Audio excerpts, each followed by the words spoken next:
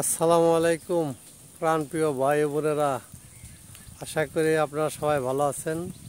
আলহামদুলিল্লাহ, আপনাদের দোয়ায় আল্লাহর রহমতে আমিও ভালো আছি।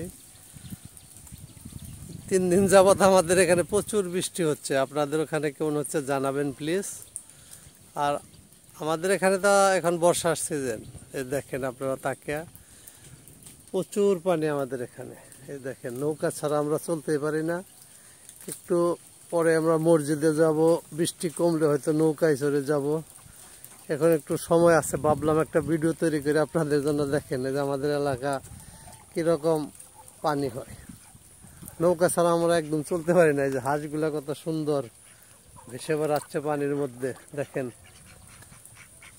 অনেক বৃষ্টি আমাদের এখানে, অনেক পানি। কিছুদিন আগে ওই পানিগুলো একদম শুকিয়ে গিয়েছিল।